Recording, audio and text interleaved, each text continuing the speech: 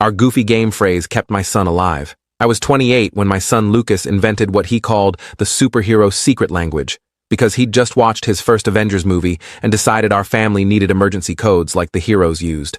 He was 6 years old with an imagination that ran wild and an obsession with anything that involved secret missions or hidden messages. I thought it was adorable when he spent an entire Saturday afternoon creating elaborate hand signals and code phrases that he insisted we all memorize for family emergencies.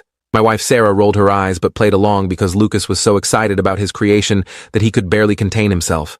The system Lucas designed was surprisingly sophisticated for a first grader. Buying ice cream meant danger or something's wrong. Going to see Grandma Betty meant call for help immediately, even though we didn't have a Grandma Betty. The dog needs a bath meant I'm hurt or someone's hurting me. Mom's making spaghetti tonight meant I'm scared but can't say why openly. Dad's working late again meant I'm being taken somewhere I don't want to go. The safety phrase that meant everything was actually fine was, "Uncle Steve is coming over," referencing Sarah's brother who lived across the country and never visited unannounced. We practiced the code religiously for months because Lucas treated it like the most important game in the world. He'd slip coded phrases into dinner conversations and wait to see if Sarah and I would respond with the appropriate signals. During car rides to school, he'd test us by saying he thought we should buy ice cream later, and we'd have to prove we remembered that meant danger by asking if Uncle Steve was coming over instead. If we forgot the proper responses, Lucas would launch into elaborate explanations about how superheroes always had to be ready for emergencies and that our family needed to be prepared for anything. What started as childhood play became deadly serious just 2 months after Lucas turned 7, when our new neighbor, Mr. Patterson, moved in next door. He was in his 50s, recently divorced, and seemed overly interested in getting to know our family, especially Lucas.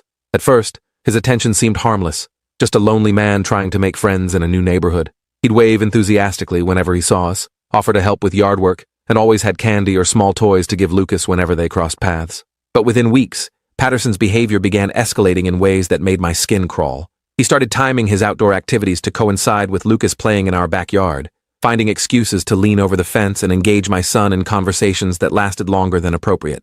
He'd ask detailed questions about Lucas's school schedule, his favorite activities, and whether he ever felt lonely when Sarah and I were at work. The questions seemed innocent individually, but together they formed a pattern that made me deeply uncomfortable. The first coded warning came during a Saturday afternoon barbecue, when Patterson invited himself over and cornered Lucas near our back gate. I was inside getting plates when Lucas burst through the kitchen door and casually mentioned he was really thinking about buying ice cream. Then he paused and added that Uncle Steve probably wasn't coming over today, but maybe we should call him anyway. The mixed signals sent chills down my spine as I realized Lucas was trying to tell me something was wrong but wasn't sure if it qualified as genuine danger. When I pressed him gently about what had happened outside, Lucas revealed that Patterson had been asking strange questions about his body and whether he'd started developing hair in private places. The neighbor had also suggested that Lucas might want to come over to his house sometime to see his collection of vintage comic books, but only when his parents weren't around because adults didn't understand how special these particular comics were. Patterson had even offered to take pictures of Lucas reading the comics so he could remember which ones were his favorites. I immediately went outside and confronted Patterson, who was still lingering by our fence despite Lucas having fled inside. When I told him his questions were inappropriate and he needed to leave my son alone, Patterson's demeanor shifted completely. His friendly mask slipped as he claimed I was overreacting to innocent neighborly conversation and that I clearly had a dirty mind to interpret his questions as anything other than caring interest in Lucas's development. He accused me of being paranoid and suggested that Lucas might have misunderstood harmless questions about school sports and growth spurts. But his defensive reaction and the way he couldn't maintain eye contact convinced me that Lucas's coded warning had been accurate. I banned Patterson from our property and told Lucas to never be alone with him. But our neighbor's behavior only escalated from there. Within days, he began what amounted to surveillance of our family, positioning himself to observe our daily routines while maintaining the pretense of normal neighborly activities. Patterson started appearing at the bus stop each morning when Lucas waited for school transportation, always with convenient excuses about checking his mailbox or walking to the corner store. He'd position himself where he could watch Lucas interacting with other children, sometimes taking pictures with his phone that he claimed were of interesting cloud formations or neighborhood landscaping. When other parents noticed his lurking behavior, Patterson would engage them in friendly conversation while keeping his eyes on Lucas, making it difficult for anyone to call out his obvious surveillance without seeming paranoid. The situation intensified when Patterson began leaving gifts in our mailbox specifically addressed to Lucas. Candy bars, comic books, small action figures, and trading cards would appear every few days, each accompanied by notes praising Lucas's intelligence, appearance, or behavior. The messages were always signed, "Your special friend, Mr. P," and included comments about how Lucas was such a handsome and mature boy who deserved nice things. When I threw the gifts away, Patterson would ask Lucas directly if he'd enjoyed them, putting my son in the uncomfortable position of having to lie or explain why he couldn't accept presents from neighbors. Lucas began using our coded language more frequently, mentioning ice cream or spaghetti whenever Patterson approached him or made him feel uncomfortable. The messages were getting more urgent, with Lucas working coded phrases into every conversation when Patterson had been around. He'd mention that the dog really needed a bath after walking past Patterson's house, or suggest that Mom should make spaghetti for dinner when he'd seen our neighbor watching him through the window. The breakthrough came when Lucas started having nightmares about Patterson breaking into our house at night and taking him away. He'd wake up screaming and run to our bedroom, then spend the entire next day casually working coded phrases into every conversation. Mom should definitely make spaghetti tonight became his way of saying he was scared, but couldn't explain why. The dog really needs a bath meant he felt unsafe even in our own home. Maybe we should buy ice cream after school, was his plea for me to pick him up instead of letting him walk home alone, where Patterson might intercept him. I installed security cameras around our property after Lucas mentioned buying ice cream 3 times in one morning, and the footage revealed that Patterson was indeed watching our house obsessively. The cameras caught him standing in his yard at night, staring directly at Lucas's bedroom window for hours at a time. During the day, he'd approach our fence when he thought no one was home, peering into our backyard and taking pictures of areas where Lucas played. He'd positioned lawn chairs on his property to maximize his view into our house, creating what amounted to a surveillance post, disguised as an outdoor relaxation area. The recorded evidence was disturbing enough, but it got worse when I discovered Patterson had been following Lucas to school. The bus stop surveillance had escalated to him actually driving behind the school bus, parking across from the elementary school, and watching children during recess from his car. Other parents had noticed the strange man who appeared at school events and playgrounds, but he was careful to maintain enough distance that his behavior seemed creepy rather than obviously criminal. When I confronted Patterson with the video evidence of his surveillance, his friendly neighbor facade completely crumbled. He became aggressive and threatening, claiming I was harassing an innocent man who was just trying to be a positive influence in the neighborhood. He ranted about how ungrateful modern parents were for genuine community support, and how suspicious everyone had become about natural friendships between adults and children. His transformation from helpful neighbor to aggressive predator was terrifying to witness, especially knowing he'd been targeting my 7-year-old son. That's when Patterson made his first direct move. He began approaching Lucas at school, claiming to be a family friend authorized to pick him up for dental appointments or family emergencies that required immediate attention. Lucas used our coded system to alert his teacher by mentioning that his dad was working late again and asking if she thought Uncle Steve might come over instead. Thankfully, Mrs. Rodriguez had been briefed about our family's safety concerns after I'd spoken with the school administration about Patterson's behavior. Mrs. Rodriguez immediately called me while keeping Lucas in her classroom, reporting that Patterson was in the main office demanding to take my son home because of a supposed family emergency. He'd told the school secretary that Sarah had been in a car accident and was being rushed to the hospital, and that I was stuck in an important business meeting and had called him to pick up Lucas as a favor. The story was elaborate and convincing, complete with fake tears and urgent phone calls to imaginary hospitals. When I arrived at the school within 10 minutes, Patterson was still in the office arguing with administrators about his right to help neighboring families during crisis situations. He insisted that Lucas's parents had given him permission to provide emergency transportation and that the school was putting a child in danger by refusing to release him to a trusted family friend. He even produced fake text messages supposedly from me, asking him to collect Lucas due to the family emergency. The school's security cameras revealed that Patterson had been surveilling the campus for weeks, learning the daily schedules and procedures well enough to time his kidnapping attempt perfectly. He knew which doors were typically unlocked when classes ended, and how to navigate the building without attracting attention from staff members who might recognize him as an unauthorized visitor. His plan had been sophisticated and patient, waiting for the perfect opportunity to take Lucas under the guise of helping with a family emergency. Police arrested Patterson immediately on charges of attempted kidnapping, but the search of his house revealed the true scope of his obsession with Lucas. They found hundreds of photographs of my son taken over several months, detailed notes about our family's daily routines, maps of Lucas's walking routes to and from school, and disturbing journals documenting Patterson's fantasies about developing a special relationship with him. The walls of his bedroom were covered with pictures of Lucas playing in our backyard, waiting for the bus, and participating in school activities. Even more disturbing was the discovery of a detailed plan for abducting Lucas, including contingencies for different scenarios and locations where he could be taken without being detected. Patterson had researched isolated cabins in nearby state forests, studied child psychology books about gaining trust and compliance, and purchased restraints, sedatives, and other materials that suggested he intended to hold Lucas captive for extended periods. The evidence indicated that the attempted school pickup was just one of several kidnapping strategies he'd been developing. The investigation also uncovered that Patterson was a registered sex offender named David Kruger, who had been living under a false identity since moving to our neighborhood. His real criminal history included child molestation convictions in 2 different states, and he'd been using forged documentation to rent homes in family-friendly neighborhoods where he could gain access to potential victims. Our case became part of a larger federal investigation into his activities across a 5-state area. During the expanded investigation, federal agents discovered that Patterson hadn't been working alone. He was part of an organized network of predators who shared information about potential victims and coordinated their activities to avoid detection by law enforcement. The network included more than 20 individuals across multiple states, all of whom specialized in targeting children from specific demographic profiles that matched Lucas's age, appearance, and family situation. FBI agents found extensive communication between Patterson and other network members discussing Lucas specifically, including photographs, personal information, and strategic discussions about the best approaches for gaining access to him. The network had been monitoring our family for months, with different members taking shifts to observe our routines and identify vulnerabilities that could be exploited for abduction attempts. They'd even researched Sarah's and my work schedules, Lucas's after-school activities, and our extended family relationships. The revelation that Lucas had been the target of an organized criminal conspiracy rather than just one disturbed neighbor was absolutely terrifying. The coded language system that had started as a childhood game had literally saved his life by allowing him to communicate danger in situations where direct communication might have made him a more appealing target. The network members had been looking for children who seemed isolated or unable to report suspicious behavior, and Lucas's ability to signal for help had marked him as too risky for their operations. With Patterson in custody, the remaining network members initially backed off, but federal investigators warned us that they might try to complete what Patterson had started.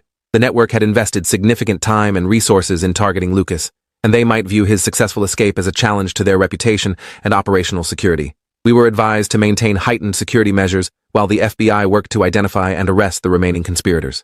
Lucas continued using our coded language frequently during this period, indicating that he felt watched and unsafe, even with Patterson imprisoned.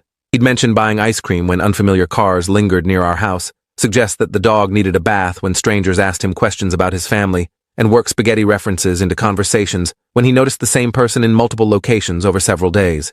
His vigilance proved justified when surveillance revealed that other network members were indeed continuing to monitor our family. The new threats were more sophisticated than Patterson's amateur surveillance, involving people with professional training in counter-surveillance and abduction techniques.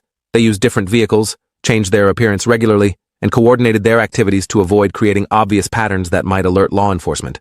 Lucas's coded warnings were often the first indication that new operatives were in the area, allowing us to adjust our security measures and alert federal investigators to emerging threats. 3 months after Patterson's arrest, the situation escalated dramatically when Lucas failed to come home from school on schedule. He'd been walking with friends when a van pulled up beside them and 2 men attempted to grab him. Lucas managed to break free and run, but his friends were too shocked and frightened to provide useful descriptions of the attackers or their vehicle. When he finally made it home, he was using every coded phrase he could remember simultaneously, indicating maximum danger and requesting immediate help. The attempted kidnapping triggered a massive law enforcement response, with FBI agents coordinating with local police to establish protective surveillance around our family and Lucas's school. They traced the van to a rental company that had been used by known associates of Patterson's network, confirming that the attack was directly connected to our role in exposing their predatory operations. The message was clear. They intended to finish what Patterson had started, regardless of the increased law enforcement attention. Lucas was placed in protective custody while investigators worked to identify and arrest the remaining network members. The safe house was a nondescript suburban home staffed by federal marshals who specialized in protecting child witnesses and victims. Lucas stayed there for 2 weeks, communicating with Sarah and me through secure telephone lines, while agents dismantled the criminal organization that had targeted our family. Our coded language proved invaluable during this period, allowing Lucas to communicate his emotional state and immediate safety concerns without revealing sensitive information that might compromise the ongoing investigation. The separation was agonizing for all of us, especially because we couldn't be physically present to comfort Lucas during the most dangerous period of his young life. He'd use our coded phrases during supervised phone calls to let me know how he was coping with the isolation and fear, while I tried to provide reassurance and emotional support without being able to hold him or provide direct physical comfort. Sarah and I took turns making these calls, maintaining connection with Lucas, while federal agents worked around the clock to eliminate the threats against him. The federal operation culminated in coordinated raids across 7 states, resulting in the arrest of 23 individuals connected to Patterson's predatory network. Several of them were found with detailed surveillance materials about our family, including current photographs, GPS tracking data, and elaborate kidnapping plans that involved taking Lucas to a remote compound in another state. The investigation revealed that they'd been preparing for months to abduct him, viewing his capture as essential for maintaining their organization's reputation and deterring other potential witnesses from cooperating with law enforcement. During the raids, agents discovered that the network had been operating for over a decade, successfully abducting and trafficking dozens of children across the country. They'd developed sophisticated methods for identifying vulnerable targets, infiltrating communities, and executing kidnappings that left minimal evidence for law enforcement to follow. Lucas had been selected as a target not just because of his age and appearance, but because their psychological profiling suggested he would be compliant and unlikely to attempt escape once captured. The evidence seized during the raids included detailed dossiers on hundreds of children who had been identified as potential targets, with Lucas's file being among the most comprehensive. They documented his daily routines, personality traits, family relationships, and even psychological vulnerabilities that could be exploited during captivity. The level of planning and research was terrifying, revealing how close they'd come to successfully executing their kidnapping plan before our coded language system disrupted their operations. With the network dismantled and its members in federal custody, Lucas was finally able to return home. But months of living under constant threat had changed him in ways that would require years of specialized therapy to address. He continued using our coded language compulsively, unable to shake the hypervigilance that had kept him alive during the crisis, but now interfered with his ability to relax and enjoy normal childhood activities. Every stranger, unusual sound, or unexpected event triggered coded warnings about potential dangers. The trauma manifested in various ways beyond the constant coded communication. Lucas developed severe anxiety about being alone, even in our own house with multiple security systems active. He couldn't sleep without checking locks and windows multiple times each night. He became suspicious of anyone who showed interest in him, including teachers, coaches, and other children's parents who tried to engage him in normal social interactions. The cheerful, outgoing 7-year-old had been replaced by a hypervigilant child who viewed the world as fundamentally dangerous. Sarah and I sought specialized therapy for children who'd experienced prolonged threats and attempted abduction, working with professionals who understood how constant danger could affect developing brains and social development. Lucas needed to learn techniques for managing hypervigilance and anxiety while gradually rebuilding his ability to trust that he was genuinely safe in normal environments. The coded language remained an important part of our family's communication, but it needed to evolve to address emotional healing rather than just physical safety concerns. The therapeutic process revealed that Lucas had internalized an enormous amount of stress and responsibility during the months when he'd been targeted by a sophisticated criminal network. He felt responsible for protecting not just himself, but our entire family, using coded communication to alert us to threats while trying to maintain some semblance of normal childhood activities and relationships. The burden of constant vigilance had been exhausting and isolating, leaving him with trauma symptoms that would require ongoing treatment and support for years to come. Recovery involved gradually expanding Lucas's comfort zone while respecting his need for safety measures and communication tools. Our coded language system remained active, but evolved to include phrases for emotional states, therapy progress, and social situations that felt overwhelming. Checking the weather became Lucas's way of saying he was having flashbacks or intrusive memories. Feeding the birds meant he was feeling overwhelmed by crowds or noise. Watering the plants indicated he needed extra reassurance about family safety and security measures. The legal proceedings against the network members were extensive, with trials spanning multiple jurisdictions and involving testimony from dozens of victims and their families. Lucas had to provide testimony about his experiences, describing how our family's coded communication system had allowed him to signal for help in situations where normal communication might have escalated the danger he faced. His composure and intelligence impressed prosecutors and judges, who noted that his ability to communicate covertly had probably prevented multiple successful kidnappings. During his testimony, Lucas demonstrated several of our coded phrases and explained how he'd learned to incorporate them into seemingly normal conversation when he felt threatened or unsafe. The jury was visibly moved by his detailed recollection of events and his ability to articulate how the coded language had functioned as a survival tool during months of surveillance and attempted abduction. Prosecutors argued that without our family's emergency communication system, Lucas would likely have been successfully kidnapped and potentially killed by the criminal network. All 23 network members received lengthy federal sentences, with several facing life imprisonment for their roles in multiple child abductions, trafficking operations, and conspiracy charges. The judge presiding over the primary trial praised Lucas's courage in testifying and noted that his family's innovative communication system had been crucial in exposing and dismantling a criminal organization that had operated undetected for years across multiple states. The media attention surrounding the case brought national recognition to the concept of family emergency communication systems, with child safety experts recommending that all families develop coded language for potential crisis situations.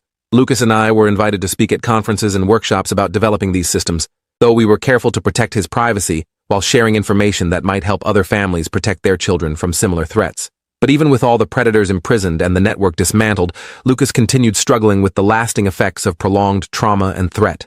He'd been living in a state of constant alertness for so long that normal childhood experiences felt dangerous and unpredictable. Simple activities like playing in the backyard, walking to a friend's house, or participating in school events required extensive planning and security measures that other families took for granted. The coded language that had saved Lucas's life became both a tool for healing and a reminder of the trauma he'd experienced. We worked with therapists to gradually modify the system, reducing the frequency of danger-related phrases while expanding emotional support and comfort signals. Uncle Steve is coming over evolved from meaning everything is safe to I love you and you're protected. New phrases emerged organically as Lucas processed his experiences and developed healthier coping mechanisms. Years of therapy helped Lucas develop strategies for managing anxiety and hypervigilance while maintaining appropriate awareness of genuine safety concerns. He learned to differentiate between trauma responses and actual threats, gradually rebuilding his ability to engage with the world without constant fear of abduction or harm. The process was slow and sometimes frustrating, but Lucas's resilience and intelligence helped him recover more completely than many trauma survivors his age. The experience also strengthened our family relationships in unexpected ways. Sarah and I learned to communicate more effectively about difficult topics, developed better strategies for supporting Lucas through ongoing challenges, and gained appreciation for the everyday safety and security that most families never think about. The coded language that began as childhood play had evolved into a sophisticated system for maintaining connection and providing support during the most difficult period of our lives. Today, Lucas is a teenager who still occasionally uses elements of our original coded language, though now it's more often for emotional support than emergency communication. He'll mention buying ice cream when he's having a bad day and needs extra attention, or suggest that Uncle Steve might come over when he wants reassurance about family stability and love. The system that once saved his life has become a way for him to maintain connection with his childhood while navigating the normal challenges of adolescent development. The criminal network that targeted Lucas was completely dismantled, with no known active members remaining at large. Patterson died in federal prison 2 years after his conviction, attacked by other inmates who learned about his crimes against children. The investigation and prosecution became a landmark case in federal law enforcement's approach to organized predatory networks, leading to new strategies for identifying and disrupting these operations before children could be harmed. Our goofy game phrase kept my son alive during the most dangerous months of his childhood, allowing him to communicate threats and request help in situations where normal communication might have made him a more appealing target for sophisticated predators. The coded language that began as superhero fantasy became a real-world survival tool that protected Lucas from kidnapping, trafficking, and potentially murder at the hands of a criminal organization that had successfully victimized dozens of other children.